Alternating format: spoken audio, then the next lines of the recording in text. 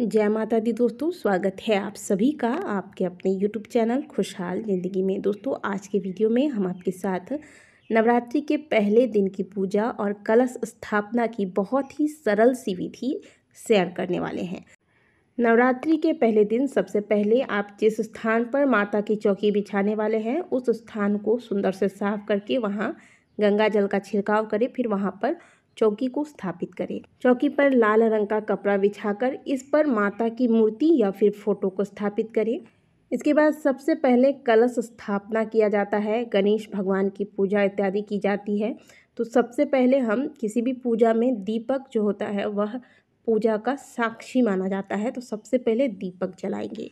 दीपक का मुंह आप उत्तर, पूर्व या पश्चिम किसी भी दिशा में रखें, लेकिन दक्षिण दिशा में ना रखें, इस बात का ध्यान रखें। सबसे उत्तम दिशा दीपक जलाने के लिए मानी गई है उत्तर दिशा। अब हम यहाँ भगवान गणेश की स्थापना करेंगे। यदि आपके पास भगवान गणेश की मूर्ति है तो इन 9 दिनों में आप उसी मूर्ति को यहाँ पे स्थापित करके पूजा कर सकते हैं। लेकिन यदि मूर्ति नहीं है आपके पास तो ऐसे में आप सुपारी का गणेश जी बना ले। सुपारी में कलावा लपेटकर अक्षत और पुष्प से आसन दे दें गणेश जी को और इसके ऊपर गणेश जी को विराजमान करा दें। अब बारी आती है कलश स्थापना की। तो इसके लिए आप मिट्टी का कलश ले लें या फिर आप तांबे या पीतल का भी कलश ले सकते हैं। स्टील का प्रयोग नहीं करना है, ध्यान रखिएगा। तो इस प्रकार से एक कलश ले लें। इस कलश में आप जल भर के इसमें गंगा जल मिला दें। कलश पर स्वास्तिक का चिन्ह बना दें। 5 या 7 स्थानों पर टीका लगा दें। इसके बाद इस कलश में जो जल आपने भरा है इसके अंदर एक पान, एक सुपारी, एक सिक्का, एक जोड़ा लौंग, इलायची और कुछ अक्षत के दाने या फिर इसमें जवारे भी आप डाल सकते हैं और एक हल्दी की गांठ डाल देंगे। कलश को कभी भी ऐसे नहीं छोड़ा जाता है। तो कलश के कंठ पर आपको कलावा लपेटना है। ये कलावा आप 5 बार या फिर 7 बार लपेट सकते हैं। कलश स्थापित करने के लिए आप एक मिट्टी का प्लेट ले लें। इसमें आप मिट्टी अच्छे से साफ़ करके जिसमें आप जवारे बोएंगे उस मिट्टी को रख सकते हैं और उसमें जवारे वगैरह डालकर फिर इसके ऊपर कलश स्थापित कर सकते हैं। एक विधि ये भी है और एक विधि ये है कि आप चौकी पर ही चावल से अष्टदल कमल बनाकर या फिर चावल की थोड़ी सी ढेर रखकर इसके ऊपर कलश को स्थापित कर दें, जैसा कि मैंने आपको करके दिखाया है। इसके बाद कलश के ऊपर आम का पल्लव रखेंगे। आम का पल्लव जो आप लेते हैं तो पत्तियों को अलग से तोड़ के ना रखें, इसे आप डंडी सहित रखें। तो ये पल्लव जो है वो बहुत दिनों तक यानी कि पूरे 9 दिनों तक हरा भरा रहेगा, सूखेगा नहीं। इसके बाद पल्लव डालने के बाद इसके ऊपर एक पूर्ण पात्र यानी कि एक पात्र में अनाज भर के रखा जाता है। आमतौर पर लोग चावल या फिर गेहूं का ही प्रयोग करते हैं इसके लिए। तो आप चावल या गेहूं भर लें और इसे कलश के ऊपर स्थापित कर दें। अब कलश के ऊपर एक जटा वाला नारियल जिसके ऊपर आपको चुनरी लपेट लेना है और इसके ऊपर कलावा से इसे लपेट कर फिर इस नारियल को कलश के ऊपर स्थापित करेंगे। नारियल को इस प्रकार से रखेंगे कि यह इसका जो जटा वाला भाग है यानी कि नारियल का मुंह वह आपकी ओर हो, यानी कि साधक की ओर हो। इस प्रकार से नारियल को कलश के ऊपर नवरात्रि के दौरान रखा जाता है। कलश स्थापना होने के बाद आप अगर अखंड ज्योत जलाते हैं तो अखंड ज्योत जला लीजिएगा। इसके लिए आप मिट्टी का एक दीपक ले लें या फिर जैसा कि आप स्क्रीन पर देख रहे हैं इस प्रकार का धातु का भी अखंड ज्योत आप ले सकते हैं।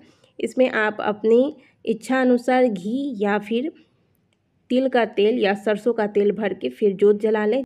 ज्योत को यानी कि जो दीपक है इसे आप या तो एक प्लेट में अक्षत पुष्प इत्यादि रख के इसके ऊपर से स्थापित करें या फिर डायरेक्ट चौकी पर भी आप अक्षत और पुष्प से आसन देकर अब इसके ऊपर आप ज्योत को स्थापित कर दें। इसके बाद आपकी कलश स्थापना और अखंड ज्योत जल चुकी है। अब पूजा आरंभ करेंगे। सबसे पहले भगवान गणेश को शुद्ध जल से स्नान कराएंगे। फिर थोड़ा सा जल का छिड़काव आपको माता रानी के फोटो पर भी करना है और कलश पे भी करना है। फिर चंदन का तिलक लगाएंगे भगवान गणेश को, लाल चंदन सिंदूर लगाएंगे। कलश पे भी चंदन का तिलक लगा देंगे और माता रानी को भी चंदन, अक्षत और सिंदूर इत्यादि अर्पित किया जाता है। भगवान गणेश को जनेऊ अर्पित करें। जनेऊ नहीं है तो आप कलावा तोड़कर इसे जनेऊ स्वरूप भगवान को अर्पित कर सकते हैं। ठीक उसी प्रकार से कलावा तोड़कर वस्त्र रूप में भी भगवान को ये कलावा अर्पित करें। माता भगवती को चुनरी ओढ़ा दें और इसके बाद माता को लाल रंग के फूलों की माला अर्पित करें।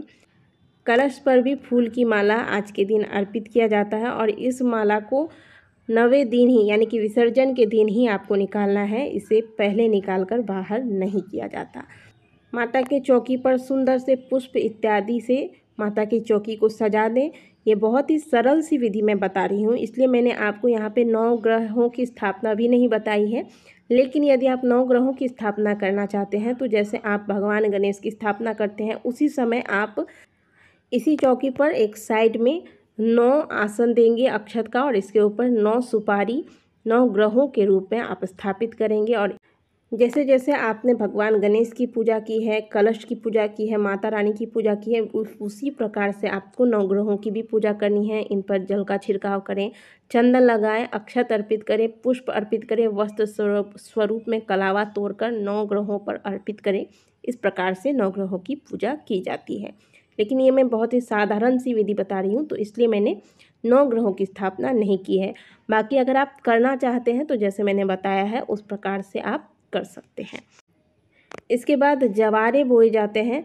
तो जवारे के लिए जो आप मिट्टी लेंगे इसमें कंकड़ पत्थर ना हो, इसे अच्छे से चुनकर आप एक दिन पहले ही तैयार करके रख लेंगे। और जवारे जो आप बोएंगे उसके लिए आप जो पात्र लेंगे वो मिट्टी का पात्र लीजिएगा। यहाँ मैं बस ऐसे ही, क्योंकि ये डेमो वीडियो है तो मैंने मिट्टी का पात्र नहीं लिया है। जब आप करेंगे तो आप अलग से नया पात्र मिट्टी का लीजिएगा।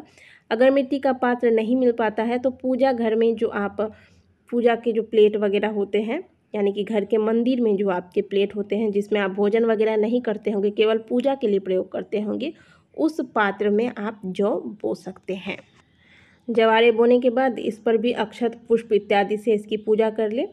पहले दिन की पूजा में माता को सुहाग की चीज़ें भी अर्पित की जाती हैं, तो आप कम से कम सिंदूर, बिंदी, महावर यानी कि आलता, चूड़ी, मेहंदी अवश्य अर्पित कीजिएगा माता को। और ज़्यादा से ज़्यादा आपकी जितनी इच्छा हो वो तो आप अर्पित कर ही सकते हैं। बहुत से लोग आज के दिन वस्त्र भी अर्पित करते हैं। इसके बाद बारी आती है माँ भगवती को भोग अर्पित करने की। तो पहले दिन की पूजा में विशेष करके माता को घी का भोग लगाया जाता है, तो आज के दिन माता को घी का भोग अवश्य लगाइएगा। इसके अलावा माता को 5 प्रकार के फल, मिठाई, मेवे इत्यादि का भी भोग लगा सकते हैं आज के दिन। नवरात्रि के दिन माता को जो सबसे प्रिय भोग होता है वो लौंग बतासे का भोग होता है, तो वो आपको प्रतिदिन इन 9 दिनों में अवश्य अर्पित करने हैं। जो लोग कलश स्थापना नहीं करते हैं वो बिना कलश के ही माता की इसी विधि से पूजा करें। और यदि आप दुर्गा सप्तशती का पाठ करते हैं तो आपको पूरी पूजा पूर्ण होने के बाद पाठ आरंभ करना चाहिए। और पाठ आरंभ करने से पहले दुर्गा सप्तशती के पुस्तक की भी पूजा की जाती है। इसके लिए जो भी मंत्र इत्यादि हैं, दुर्गा सप्तशती पाठ की पूरी विधि मैंने चैनल पर पहले ही अपलोड कर दिया है। अगर आपने वो वीडियो नहीं देखा है तो अवश्य देखिएगा। मंत्र सहित एक एक चीज़ें उस वीडियो में मैंने आपको बताई है दुर्गा सप्तशती पाठ के बारे में। तो इस प्रकार से कलश स्थापना इत्यादि के बाद आपको पाठ कर लेना है, यदि आप पाठ करते हैं तो। नहीं तो आप जो भी मंत्र वगैरह जाप करते हैं, जाप वगैरह करने के बाद माता की आरती अवश्य करें। तो नवरात्रि के पूजा की बहुत ही सरल सी विधि मैंने आज के वीडियो में आपके साथ शेयर किया है। अगर आपको वीडियो अच्छा लगा है तो वीडियो को लाइक ज़रूर कीजिएगा। कमेंट बॉक्स में जय माता दी अवश्य लिखिएगा।